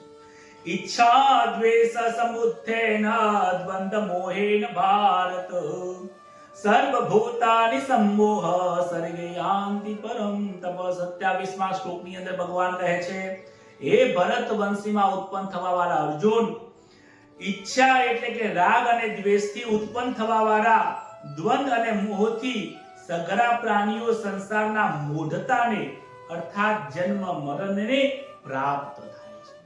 આ જન્મ મરણમાં આવવાનું કારણ શું છે? આ દેહ ધારણ કરવાની શું જરૂર છે? એવી કઈ ભૂલ પડી ગઈ કે જે ભૂલના કારણે આ દેહમાં જન્મ લેવો પડ્યો? કઈ ભૂલ પડી ગઈ? એ રાગ અને દ્વેષ અને વાસનાની ભૂલ પડી ગઈ છે. જો વાસના ન રાખી હોત તો આ મનુષ્ય જન્મમાં ન આવવું પડ્યું હોત. જો રાગ અને દ્વેષ ન રાખ્યા હોત તો આ શરીર ધારણ ન કરવું પડ્યું હોત. માટે કહે છે, હે અર્જુન, તું રાગ અને દ્વેષ રહિત થઈ જા. જો રાગ અને દ્વેષ તારામાં છે તો તારે ફરીથી મનુષ્ય લોકમાં આવવું પડશે અને સુખ દુઃખ ભોગવવા પડશે. અને ભોગવવાની સાથે સાથે બીજા કર્મો કરે છે તો નફાના, એ તો નફો લઈને જઈશ પાછો, અને એ સંચિતમાં પાછું પ્લસ થશે અને આનું આવું જન્મ મરણ પાછું તારું ચાલુ થઈ જશે. માટે હે અર્જુન, આ જે લોકો છે દ્વંદમાં ફસાય છે, મારું અને તારું, હું અને મારું, આ હું અને મારાના દ્વંદમાં ફસાઈ જાય છે. કહે છે ઈચ્છા, કોઈ પણ પદાર્થની લેશ માત્ર ઈચ્છા ન રાખવી. જો થોડી પણ ઈચ્છા રાખી તો સમજી લેજો કે તમારા જન્મમાં મરણ ફરીથી થવાનું છે. અને દ્વેષ જો રાખ્યો તો પણ તમને થવાનું છે. રાગમાં થોડા બે વસ્તુ રહેલા છે. એક દૈવી સંપત્તિનો રાગ છે, એક આસુરી સંપત્તિનો રાગ છે. ઈશ્વરની પ્રાપ્તિનો જેની ઈચ્છા છે એ દૈવી સંપત્તિનો છે, એ રાગ સારો છે, એ પ્રેમ સારો, એ મોહ પણ સારો છે. પરંતુ સંસારનો મોહ, સંસારનો લાગણી, સંસારની પ્રત્યેના વ્યવહાર, સંસાર પ્રત્યેના જે ભોગવવાની ઈચ્છાઓ, આ આસુરી સંપત્તિનો રાગ છે. આવો રાગ તમને સંસારમાં લઈ જાય છે. ઈશ્વર પ્રત્યેનો જે રાગ છે, ઈશ્વર પ્રત્યેનો જે પ્રેમ છે, એ જે વસ્તુ છે એ ઈશ્વરની પ્રાપ્તિ કરાવે છે. એટલા માટે તો તમને કહું કે ઈશ્વરની સાથે જેને રાગ થયો છે ને એ ગોપીઓ હતી. ગોપીઓએ ઈશ્વરને, શ્રી કૃષ્ણની પ્રત્યે રાગ થઈ ગયો છે. ઘરનું કોઈનું ન સાંભળે, ઈશ્વર કનૈયો મોરલી વગાડે એટલે ખાતી હોય તો હાથમાં કોળીઓ લઈને નાસી જાય. એક ગોપી તો એવી હતી કે લીંપન કરી રહી હતી અને રાસલીલાની અંદર ભગવાને જ્યારે મોરલી વગાડી ત્યારે એ લીંપન વાળા હાથ ધોવાય નહીં રહી, ખબર નથી લીંપન વાળા હાથ લઈને કનૈયા જોડે જતી રહી છે. એક ગોપી તો દૂધ લઈને જતી હતી તો એ દૂધ લઈને આખી મટકી લઈને જતી રહી છે. ગોપીઓનો જે પ્રેમ છે, જે ભાવ છે, જે રાગ છે ઈશ્વર પ્રત્યેનો, એ ખરેખર તમે જો ઈશ્વરમાં વિલીન થઈ ગયા છે. એટલે તો ગોપી તલાવ છે, તમે દ્વારકાની અંદર જોયું હશે, જે તલાવ છે ને એ તલાવની જે માટી છે એ ગોપીઓ બધી ત્યાં વિલીન થઈ ગઈ છે. બધી ગોપીઓને ભગવાને ત્યાં દ્વારકામાં બોલાવી દીધી હતી અને ત્યાં એમનું શરીર, એમનું પ્રાણ, એમનું શરીર છૂટી જાય છે. અને શરીરની જે મિટ્ટી હતી એ મિટ્ટીને તમે જુઓ, એ ચંદન કહેવાય છે, એટલે ગોપી ચંદન કહેવાય છે. ગોપી ચંદન એ ગોપીઓના શરીરની માટી છે. ભગવાન કૃષ્ણને ગોપી ચંદન ખૂબ વહાલું છે. કહેવાનો તાત્પર્ય એવું છે, ગોપી ચંદન એ એટલા માટે વહાલું છે કે ગોપીઓનું એક વસ્તુ આખું શરીર ઈશ્વરમાં મિલી થઈ ગઈ. એવું જીવન મીરાબાઈનું પણ થઈ ગયું છે. ઈશ્વર પ્રત્યે એટલો બધો રાગ, એટલો બધો પ્રેમ થઈ ગયો, ઈશ્વરથી જાલી નથી રવાયું. પથ્થરમાંથી બહાર આવ્યા પર છૂટકો નથી, એને લઈ દીધા. હવે કે આ તમે અહીંયા નહીં ચાલો, તમે મારા હૃદયની દુશ્મન. ઈશ્વરે પોતાના હૃદયમાં સ્થાન આપી દીધું છે. તુકારામ માટે સ્પેશિયલ વિમાન મોકલી દીધું છે. જે લોકો સદેહે ઈશ્વરની પ્રાપ્તિ કરી છે ને, તો એ લોકોની સમાધિ નથી હોતી. તમે જુઓ, મીરાબાઈની કોઈ સમાધિ છે જ નહીં, સદેહે ભગવાનને પ્રાપ્તિ કરી દીધી છે. અને જો શિશુપાલ હતો, ઈશ્વરની પ્રત્યે દ્વેષ રાખતો હતો. ભલે તમે કોઈ પણ રાગ રાખો કે દ્વેષ રાખો, પણ ઈશ્વરની સાથે રાખો. ઈશ્વરની પ્રત્યે રાગ હશે ને તો ઈશ્વરની પ્રાપ્તિ થઈ જશે, અને ઈશ્વરની પ્રત્યે દ્વેષ રાખશો ને તો ઈશ્વરની પ્રાપ્તિ કરે છે. ભગવાન કહે છે, તું શત્રુના ભાવે પણ મને ભજ, તું સંસારને ના ભજીશ. રાવણ શત્રુના ભાવથી રામને ભજતો હતો અને શત્રુના ભાવથી એને મુક્ત પણ થઈ ગયું છે અને ભગવાનની પ્રાપ્તિ પણ કરી લીધી છે. ભલે કંસ શત્રુના ભાવથી ભજ્યો છે, શત્રુના ભાવે ભજ્યો તો પણ મળી ગયો છે. વિદુરજી પ્રેમના ભાવથી ભજ્યા છે તો પ્રેમથી પ્રાપ્ત થયા છે. અર્જુન મિત્ર ભાવથી ભજે છે તો મિત્ર ભાવથી એને આજે ઉપદેશ પણ આપ્યો તમે જે ભાવથી, પુત્ર ભાવથી કે પિતાના ભાવથી, જે ભાવથી તમે ઈશ્વરને ભજો, એ ભાવમાં તમને ઈશ્વર દર્શન આપશે. પતિના ભાવમાં જોશો તો પતિના, જગતના પિતાના ભાવમાં જોશો તો પિતાના ભાવમાં તમને દર્શન આપશે. કહે છે તું ગમે તે રીતે પણ મારું ભજન કર, પરમાત્માનું ભજન. ભલે તું મારો દુશ્મન થઈ જઈશ તો ચાલશે. શિશુપાલને કૃષ્ણ પ્રત્યે દ્વેષ હતો. કૃષ્ણનું જે નામ હતું, પ્રતિષ્ઠા હતી, યશ, વિજય, કીર્તિ અને જાહો જલાલી જે ઈશ્વરની હતી, એનાથી એ દ્વેષ કરતો હતો અને ઈર્ષ્યા થતી હતી. અને ઈર્ષ્યામાં વારંવાર એ કૃષ્ણનું રટન કરતો. કૃષ્ણને ગાળ બોલ, કૃષ્ણને આમ, કૃષ્ણ આમ, કૃષ્ણ આવો, કૃષ્ણ આવો, કૃષ્ણ આવો. કૃષ્ણની પ્રત્યે ખરાબ બોલ કરે. પરંતુ ઈશ્વર કેટલો દયાળુ છે. ખરાબ રીતે દ્વેષ ભાવના પાપન જે વ્યક્તિ મારું ભજન કરે છે, હું એનો ઉદ્ધાર કરી દઉં છું. અને સુદર્શન ચક્રથી મસ્તક કાપી દીધું અને એમાં રહેલો જે અંશ હતો એ પરમાત્મામાં વિલીન થઈ ગયો. અને એ વખતે ધર્મરાજા જોવે છે અને પૂછે છે કે નારદ મુનિ આવું કેમ થયું, કે શિશુપાલ તો બહુ દુશ્મન હતો, ખરાબ વ્યક્તિ હતો, અને એમનો આત્મા કૃષ્ણની અંદર કેમ વિલીન થઈ ગયો? ત્યારે કહે છે કે રાગ ભાવથી, પ્રેમ ભાવથી કે દુશ્મન ભાવથી કે દ્વેષ ભાવથી પણ ઈશ્વરનું જે ભજન કરે છે ને, એને ઈશ્વરની પ્રાપ્તિ થઈ જાય છે. પરંતુ આજે લોકો રાગ અને દ્વેષથી પણ ભજન નથી કરતા. એટલે રાગ તો છોડો, દ્વેષે ઈશ્વર પ્રત્યે નથી, રાગે કોઈ રાખતા નથી. કહે છે કોઈ પણ રીતે તું મને ભજ, બીજું છોડ. સંસારને છોડીને ગમે તે રીતે તું મને ભજીશ ને તો તું મને પ્રાપ્ત થવાનો છે. પરંતુ સંસારને ભજીશ સુખની માટે, ધન માટે, ગમે તે રીતે, તો તને એ સંસારની જ પ્રાપ્તિ થશે. સંસારમાં જ તું રહીશ. માટે કહે છે રાગ અને દ્વેષ એ જન્મ અને મૃત્યુનું બંધન કરાવનારો છે. તમે જગતના કોઈ પણ વ્યક્તિ સાથે દ્વેષ કરશો ને તો તમને નુકસાન કરતા બનાવી દેશે. એસામ ત્વંતઃગતં પાપં જાનાનાં પુણ્ય કર્મણાં તે દ્વંદ મોહ નિર્મુક્તા ભજન્તે માં દૃઢવ્રતા. પરંતુ પુણ્ય કર્મ મનુષ્યના પાપ નાશ થઈ ગયા છે. તે દ્વંદ રહિત મનુષ્ય દ્રઢવતી મારું ભજન કરતા હોય છે. રાગ અને દ્વેષ જેના છૂટી જાય છે એ પાપ અને રહિત થઈ જાય છે. જેના રાગ અને દ્વેષ છૂટી જાય છે એ જન્મ અને મરણમાંથી મુક્ત થઈ જાય છે. જેના રાગ અને દ્વેષ છૂટી ગયા છે એને મારી જ પ્રાપ્તિ થઈ જાય છે. કહે છે દ્વંદથી જે રહિત થઈ જાય છે. દ્વંદ કયા છે? સુખ અને દુઃખ એ દ્વંદ છે. આ કરું કે તે કરું એ દ્વંદ છે. દ્વંદ ઘણા પ્રકારના. આજે લોકો ઈશ્વરનું ભજન કરે પણ દ્વંદ રહેલો હોય છે. હું સગુણ ભક્તિ કરું કે નિર્ગુણ ભક્તિ કરું? હું આ દરેક મા બાપની સેવા કરું કે ઈશ્વરની પૂજા કરવા જાઉં? હું દરેક લોકોની સેવા કરવા જાઉં કે મંદિરે હું દાન કરવા માટે જાઉં? હું સ્વાધ્યાયમાં જાઉં કે સ્વામિનારાયણમાં જાઉં? હું કબીર પંથમાં જાઉં કે નિર્વાણ પંથમાં જાઉં? કયા પંથમાં જાઉં? એ આમાં એવું બતાવે છે કે તમે કયા સંપ્રદાયમાં જવું, કયા પંથમાં જવું. આવા લોકોના અંદર દ્વંદ બહુ હોય છે. અરે તમે ગમે તે સંપ્રદાયમાં જો, જે સંપ્રદાયમાં જવાથી, જે પંથમાં જવાથી તમને ઈશ્વરનું જ્ઞાન મળતું હોય, ઈશ્વરની પ્રાપ્તિ થવાનો કોઈ રાહ મળતો હોય ને, તો એ રાહે ચાલવાનું ચાલુ કરી દો. ત્યાં અટકશો નહીં. કોઈ પણ રાહ, કોઈ પણ જગ્યા ઉપરથી જાઓ, એ ઈશ્વરની પ્રાપ્તિમાં જ કરાવડાવે છે. તમે કોઈ સદગુરુના શરણે જતા રહો, કોઈ પંથમાં જતા રહો. આજે કોઈ સંપ્રદાય તમને દારૂ પીવાનું, ખોટું બોલવાનું, જુગાર રમવાનું, કોઈ સાથે ખરાબ કરવાનું, કોઈ પંથ તમને આવી સલાહ નથી આપતું. પરંતુ ઈશ્વરનું જ્ઞાન તમને જ્યાં પ્રાપ્ત થતું હોય અને જ્યાં મળ્યું હોય, જે ગુરુની જોડે મળ્યું હોય, તો ત્યાં સરનું સ્વીકારી લો. ત્યાં પાછા ન પડશો. તમે ત્યાં દ્વંદ રાખશો નહીં. આવું કરું કે તેવું કરું, મંત્ર કરું કે ધ્યાન કરું, જપ કરું કે તીરથ કરું, આ બધું છોડો અને ઈશ્વરનું ભજનમાં લાગી જાઓ. કોઈ પણ એવા રસ્તા નથી. જપથી પણ ઈશ્વરની પ્રાપ્તિ થાય છે, મંત્રથી થાય, ધ્યાનથી થાય, કર્મયોગથી થાય, જ્ઞાનથી થાય છે, ધ્યાનથી થાય છે, હઠ યોગથી પણ થાય છે. ભગવાનનું ભજન કરો, બીજી વાત છોડી દો.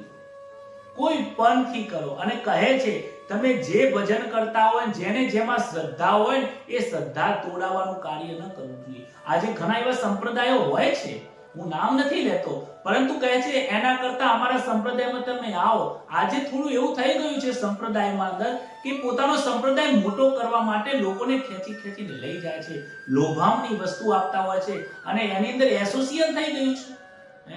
તો ત્યાં ભજન થતું નથી. આ અમારા છે, આ અમારા પંથના છે, તો એની સાથે ધંધો કરશે, એની પાસે વસ્તુ લેશે, એનું જ કરશે. તો આ વસ્તુ આવો જ્યાં ભેદ રહેલો છે ને ત્યાંથી તો હું તમને કહું છું કે ત્યાંથી દૂર રહેજો. ભક્તિ ભેદ વિનાની રે નહીં ઉગરવાનો આરો. જ્યાં ભક્તિમાં ભેદ આવી જાય, કોઈ સંપ્રદાયમાં ભેદ રહેલો હોય, કોઈ પંથમાં ભેદ રહેલો હોય, અને તો પછી એ વસ્તુને છોડી દેજો અને સાચી ભગવદ ગીતાના માર્ગે ચાલી જજો. ક્યાંય વસ્તુ ના મળે. ઘણા લોકો કહે છે કે તમારા ગુરુ આવા છે, અમારા ગુરુ બધાય સારા હોય છે. ગુરુ તત્વ એટલે શું? આ શરીર એક ગુરુ નથી, સમજજો. હરિ ગુરુ ને સંત ચૈતન્ય તત્વ છે એ જ ગુરુ છે. એટલા માટે જ અખાએ ખૂબ સુંદર વાણી કરી છે કે મેં ગુરુ ખૂબ કર્યા, અનેક ગુરુને કર્યા, પણ મને કોઈ જગ્યાએ ગુરુ દેખાના નહીં. પણ જ્યાં તમને અંતરનો પ્રકાશ કરાવે, પરમાત્માનું જ્ઞાન કરાવે ને, તો ત્યાં ચરણમાં જઈને ધરી જજો. એ જ સાચા ગુરુ છે. અને એ ગુરુ તમારા હૃદયની અંદર રહેલા જ છે, બિરાજમાન છે જ.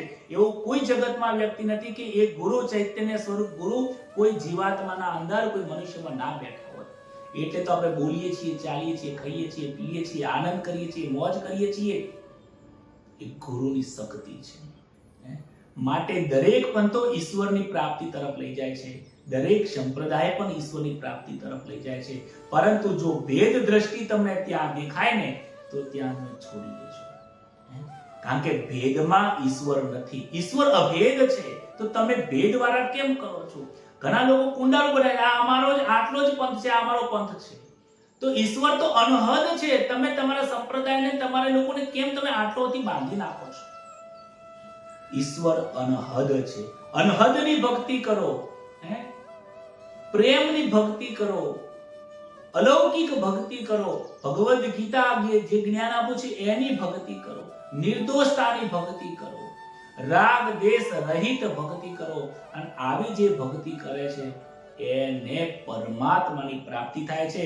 આગળના શ્લોકની અંદર કહે છે, જરા મરણ મોક્ષાય મમાસિત્યાય તંતિએ તે બ્રહ્મ તદ્વતઃ કૃષ્ણ મધ્યાત્મમ કર્મ ચાખિલમ. જરા અને મરણ મોક્ષ પામવા માટે જેઓ મારો આશ્રય લઈને યત કરે છે, અને તેઓ બ્રહ્મને, સંપૂર્ણ અધ્યાત્મ ને સંપૂર્ણ કર્મને પણ જાણી લે છે. શું વાત કરી છે અહીંયા? જે આપણે વાત કરી, જે અમે શરૂઆત કરી હતી, જન્મ મૃત્યુ દુઃખદાયક રહે. જન્મ અને મૃત્યુ આ સંસારમાં મોટામાં મોટું દુઃખદાયક છે. જે વાસનાઓ વાળો છે, જેનામાં વાસનાઓ રહેલી છે, ઈચ્છાઓ રહેલી છે, રાગ અને દ્વેષ રહેલા છે, એ પાછો આ જન્મ મરણની અંદર આવે છે. પરંતુ જન્મના મરણમાંથી મુક્ત થવા માટે જે પ્રયત્ન કરે છે, રાગ દ્વેષથી રહિત થવાનો જે પ્રયત્ન કરે છે, અને મારો જ આશ્રય લઈને જે જીવન જીવે છે, એ બ્રહ્મને પ્રાપ્તિ કરે છે, ઈશ્વરની પ્રાપ્તિ કરે છે. અને ક્યારેક એવું થતું હોય છે કે એવું નથી કે જે ઈશ્વરની પ્રાપ્તિ કરે અને દુઃખ ના આવે. પ્રારબ્ધ છે. ડોંગરેજી મહારાજે નિસ્વાર્થ ભાવે ભાગવત કથા કરી, પરંતુ મૃત્યુના સમય ઉપર એમને અહીંયા મોઢાનું કેન્સર થઈ ગયું હતું. તો શું આખી જિંદગી ભગવાનનું ભજન લેવાથી એક ભજન કર્યું એટલા માટે કેન્સર થઈ ગયું? ના, એમના જીવનમાં આ દુઃખ ભોગવવાનું લખ્યું હતું કે મુખની અંદર કેન્સર થશે મૃત્યુની અવસ્થા ઉપર. તો એ દુઃખ એમને રાજી ખુશીથી ભોગવી દીધું છે. સંતોને પણ જીવનમાં દુઃખ આવે છે. તમે જે સંતોને તમે ત્યાં દ્રષ્ટિ નાખો, જેને દુઃખ ના ભોગવ્યું હોય અને સુખ જ ભોગવ્યું હોય, એવો આ જગતમાં એક સંત નહીં મળે. અને કોઈ સંત હોય જેને સુખ જ ભોગવ્યું છે, દુઃખ નથી ભોગવ્યું જીવનમાં, એવો કોઈ સંત હોય ને તો મને વોટ્સઅપ કરજો, તમારા ચરણમાં હું ધરી જઈશ. દુઃખ તો દરેકને આવે છે. દુઃખી વ્યક્તિ હોય, સંસાર ભોગવે એને દુઃખ આવે, ઈશ્વરનું ભજન કરે એને પણ આવે, એનું પણ બાળપણ હોય છે, એને પણ યુવાની આવે છે, એને પણ છોકરાઓ હોય છે, એ પણ સંસારનો વ્યવહાર કરે છે, અને મૃત્યુની અવસ્થાએ એને પણ દુઃખ થતું હોય, પરંતુ એને દુઃખ આવતું હોય છે, દુઃખી થતા નથી. કેમ? કારણ કે એમનામાં એટલી સમજણ શક્તિ હોય, ઈશ્વરનું એ ચૈતન્યની એટલી તાકાત હોય છે, એ દુઃખ એમને દર્દ આપી શકતું નથી. જ્યારે સંસારના લોકોને વૃદ્ધાવસ્થાની અંદર દુખી થાય છે, હાય મારું ઘર આવું થઈ ગયું, મારું આ થઈ ગયું, મારું આ થઈ ગયું, હું તો લૂંટાઈ ગયો, હવે શું થશે, હું તો પડી ગયો, આટલી નાની ઉંમરે ખાટલે બેસવાનો વારો આવ્યો છે. દુખી થઈ જાય.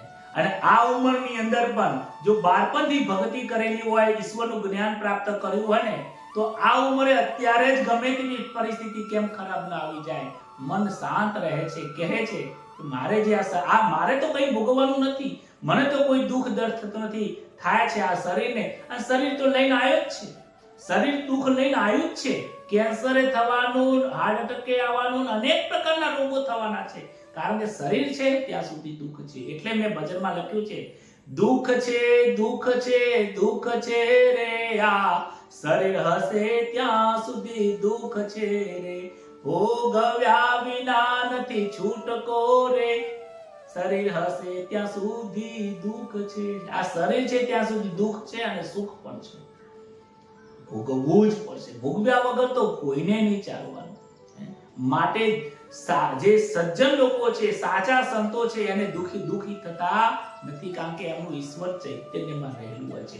અને સંસારના લોકોને દુખી થાય છે. અને જો તમે ચાહતા હોય કે વૃદ્ધાવસ્થામાં અમે દુખી ના થઈએ, તો પછી અત્યારથી જ મનમાંથી સંસાર નહીં કાઢજો, અત્યારથી જ રાગ દ્વેષ ઓછો કરી દેજો, અને અત્યારથી જ ઈશ્વરના ભજન તરફ સાચું સમજી લેજો કે જે દુઃખ આવશે આ શરીરને આવશે, મને તો આવવાનું જ નથી. અને મને શું દુઃખ થાય? ચૈતન્ય સ્વરૂપ પરમાત્માનો હું અંશ છું. જે અવિનાશીનો પુત્ર અવિનાશી જ હોય ભાઈ, ધનિકનો પુત્ર ધનિક જ હોય, ગરીબનો પુત્ર ગરીબ હોય, શ્રીમંતનો છોકરો શ્રીમંત જ હોય, શિક્ષકનો પુત્ર શિક્ષક બનતો હોય ને, ડોક્ટરના છોકરો ડોક્ટર હોય, અને ના બને તો ડોક્ટરનું જ્ઞાન તો હોય જ ભાઈ, એને ટેવા લેતા આવડતું જ હોય. એવી જ રીતે પરમાત્માનો હું અંશ છું, તો પરમાત્મા જેવો જ હોઉં, એમાં કોઈ શંકાને સ્થાન છે જ નહીં. આવો વિચારેલો જીવનમાં ચાલવાનું શરૂઆત કરીએ તો જીવનમાં કોઈ પણ પ્રકારનું દુઃખ આપણને સ્પર્શ નહીં કરી શકે. સાધિભૂતાધિદેવમ મામ સાધિ યજ્ઞમ ચ યે વિદુ પ્રયાન કાલેપી ચ મામ યે વિદુર્યુક્ત ચેતસા. 7મા અધ્યાયનો અંતિમ શ્લોક, 30મા શ્લોક સુધી આપણે પહોંચ્યા છીએ. જે મનુષ્ય અધિભૂત આધિદૈવ આધિ યજ્ઞ સહિત મને જે જાણે છે, એ યુક્ત ચિત્તવાળો મનુષ્ય અંતકાળે મને જ જાણે છે, અર્થાત મારી પ્રાપ્તિ કરે છે. આ શ્લોકનો અર્થ થોડો અઘરો છે, બહુ સમજવાની જરૂર છે, અને આ સમજીને પછી આપણે આ અધ્યાયને વિરામ આપીશું. સાધિ ભૂતાધિકમ માં સાધિ યજ્ઞમ ચમે વિદુ. અધિભૂત, અધિદેવ અને અધિયજ્ઞ, આ ત્રણને જે જાણે છે એ ખરેખર મને જાણવા વાળો જ છે. એ મને જ જાણે છે, હું માની લઉં છું. અને અંતકાલે પણ જાણે તો એ મને જાણે છે. શું કહે છે કે આ ભૌતિક જે સંસાર છે, કહે છે અધિભૂતનું નામ શું છે કે અધિભૂતનો મતલબ થાય છે ભૌતિક સ્થૂળ સૃષ્ટિ. આ જે સ્થૂળ સૃષ્ટિ છે, આ જે જડ છે, એ ઈશ્વરનું બનાવેલું છે, પરંતુ કેવું છે? આ જડ પ્રકૃતિ છે, અપરા પ્રકૃતિ છે. આ જગતની જે અપરા પ્રકૃતિ જે છે, ભૌતિક સુખ છે, ભૌતિક જીવન છે, એ અધિભૂત છે, એ નાશવંત જ છે. એ મારી સાથે હંમેશા માટે આવવાનું નથી. આ આકર્ષણ કરે છે, મને સુખ આપે છે, પરંતુ ક્ષણિક સુખ આપે છે. આકર્ષણ વાળું આ સુખ છે, આકર્ષણ કરવા વાળું આ અધિભૂત નામનું આ સૃષ્ટિ છે. અને આ સૃષ્ટિ ખોટી છે, આ સૃષ્ટિ સનાતન નથી. આનો પણ એક દિવસ અંત છે. આવું જે જાણે છે એ અધિભૂતને જાણે છે. પછી આવે છે અધિદેવ. કહે છે કે હિરણ્ય ગર્ભ બ્રહ્માજીનું નામ છે. સૃષ્ટિની રચના કરવા વાળા હિરણ્ય ગર્ભ એ જ બ્રહ્માજી છે. અને બ્રહ્માજી પણ કેવા છે? રજોગુણ પ્રમાણ છે. બ્રહ્માજી રજોગુણથી પ્રગટ થયા છે. બ્રહ્માજીનું સ્વરૂપ એ ઈશ્વરનું સ્વરૂપ છે. રજોગુણ જે છે એ પણ ઈશ્વરના તત્વમાંથી જ વિખૂટું પડેલું છે. આ સૃષ્ટિ બ્રહ્માજી બનાવેલી છે, અને બ્રહ્માજીનું જે તેજ છે એ પરમાત્માનું જ તેજ છે. તો સૃષ્ટિમાં જે પણ કાર્ય થઈ રહ્યા છે, જે જન્મ થઈ રહ્યા છે, એ રજોગુણથી થાય છે, અને એ પણ નાશવંત જ છે. અને એ જે શક્તિથી કાર્ય કરે છે એ પરમાત્માની શક્તિ છે. એવું જે જાણે છે, કારણ કે પરમાત્માની શક્તિથી આ સૃષ્ટિ ચાલી રહી છે. આટલું જાણવાથી અધિદૈવને જાણવા વાળો છે. અને પછી આવે છે યધિયજ્ઞ. નામ અધિયજ્ઞ નામ વિષ્ણુનું છે કે જે અંતર્યામી સ્વરૂપે બધામાં રહેલા છે. મારામાં જે છે એ તમારામાં છે, તમારામાં છે એ જ મારામાં છે. આ પ્રાણીઓ દરેકની અંદર પરમાત્માનો અંશ છે. આગળ ગીતાજીમાં આવશે મમઈ વાસો જીવ લોકે. આ લોકની અંદર મમઈ વાસો, મારો અંશ રૂપે અંદર ચૈતન્ય રહેલો છે. મમઈ વાસો જીવ લોકે જીવ ભૂત સનાતન. આ જગતની અંદર જેટલા પણ જીવાત્માઓ છે, જે પણ તત્વ છે, એમાં મારો અંશ રહેલો છે. આને જે જાણે છે એ ચૈતન્ય પણ પરિપૂર્ણ છે. જેટલું અગ્નિ કામ કરે છે એટલું ને એટલું કામ અગ્નિનો તનખો પણ કામ કરી જાય છે. જે ભાવ સોનાનો આનો આવે છે એ જ સોનાનો ભાવ, મોટો સોનાનો ગોળો હોય કે આખો બિસ્કિટ હોય એનો એ જ ભાવ આવે. આનો 1.5 લાખ રૂપિયા ભાવ હોય તો એને 1.5 લાખ રૂપિયાથી ભાવ નક્કી થાય છે. કિંમત તો તત્વની આવે છે. એટલા માટે કહે છે કે એને જે જાણે છે, સંપૂર્ણ જગતને જે જાણે છે, ઈશ્વર જ એક જ છે. ઈશ્વર સિવાય બીજું કોઈ નથી. આ જગતની અંદર ઈશ્વર જ રહેલા છે. આખું જગત ઈશ્વરમાં છે અને ઈશ્વર પણ આ જગતમાં જ રહેલા છે. આ જગતનું પાલન, સંહાર અને સૃષ્ટિની રચના કરવા વાળા પણ પરમાત્મા છે. આને જે જાણે છે એ આદિભૂત, આદિદેવ અને આદિયજ્ઞ, આ ત્રણે યજ્ઞને જાણવા વાળા છે. ભગવાનનું વિરાટ સ્વરૂપ છે અને વિરાટ સ્વરૂપમાંથી એક અંશ આ પ્રકૃતિની અંદર આવેલો છે. ઈશ્વર નિર્ગુણ પણ છે, ઈશ્વર સગુણ પણ થઈ જાય છે. નિર્ગુણ અને સગુણની જે ભક્તિ છે એ ખરેખર વ્યાપક ભક્તિ છે. વ્યાપક બ્રહ્મની અંદર વ્યાપક ઈશ્વર વ્યાપક રહેલા છે. આ સંસારમાં એક પણ એવી જગ્યા નથી જ્યાં ઈશ્વર તત્વ ન રહેલું હોય. જેમ દૂધની અંદર એક દરેકની અંદર કોઈ પણ જગ્યાએ તમે દૂધમાં આંગળી નાખો તો તમને ચોપડી થવાની છે, કારણ કે એમાં ઘી રહેલું છે. તમે કોઈ પણ વસ્તુને અડી દો, અહીંયા સ્પર્શ કરો કે અહીંયા સ્પર્શ કરો કે અહીંયા સ્પર્શ કરો, તમારો સ્પર્શ ઈશ્વરના ચૈતન્યની સાથે જ થાય છે. તમે જ્યાં જાઓ છો ઈશ્વરની સાથે જાઓ છો. હું જ્યાં કાર્ય કરું છું ઈશ્વરની સાથે કરું છું. જેની સાથે બોલું છું એ પણ ઈશ્વરની સાથે બોલું છું. આવું જે જાણે છે એ ઈશ્વરને જાણવા વાળો છે. આવું જાણીને જે વ્યવહાર કરે છે એ ઈશ્વરને માણી શકે. જાણવું અને માનવું એમાં ઘણો ફરક છે. જાણવું, માનવું અને સાંભળવું એમાંય ફરક છે. ઘણા લોકો આ કથા સાંભળતા તો હોય છે, પણ સાંભળ્યા પછી, આ ભગવદ્ ગીતાને સાંભળ્યા પછી સાંભળી લે, પરંતુ એને સમજી શકતા નથી, સમજણમાં નથી આવતું. અને ઘણા લોકો સમજી પણ લેતા હોય છે પણ ભૂલી જાય પછી. કેમ? કારણ કે એ માનતા નથી. અને જે લોકો માણી લેતા હોય છે ને, પછી કંઈ કરવાનું રહેતું નથી. શ્રવણ કરો અને પછી સમજો.